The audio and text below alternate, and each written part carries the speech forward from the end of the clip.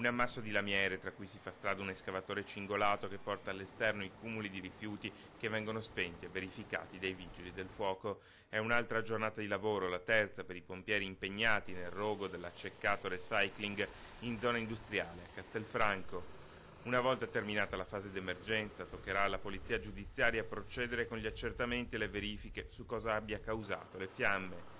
Quello che appare già chiaro è che stabilirlo non sarà affatto semplice. La Procura della Repubblica ha aperto un fascicolo nel quale far confluire gli accertamenti e la struttura è stata sottoposta a sequestro dei carabinieri in attesa che venga chiarito il punto esatto da cui è partito l'incendio. Le fiamme si sono propagate in fretta trovando terreno fertile tra plastica, carta e cartone stoccato nel magazzino. Ultimare lo spegnimento degli ultimi piccoli focolai che sono rimasti e lo smassamento della carta e di quello che c'è all'interno ancora. Le prime analisi dell'aria effettuate da ARPAV dicono che non ci sono stati problemi per la salute e che non sono stati sforati i limiti di legge in materia di inquinamento. Si percepisce un odore che deriva da incendio, ma non dobbiamo preoccuparci per quel che concerne la salute, questo è quel che ci dicono quegli esami lì.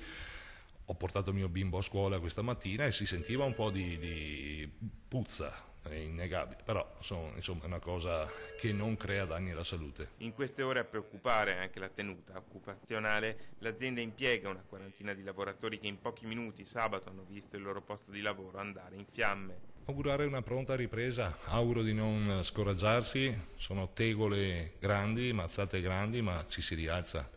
Quando si cade poi ci si rialza, sicuramente Giovanni e la sua famiglia sono di questa pasta.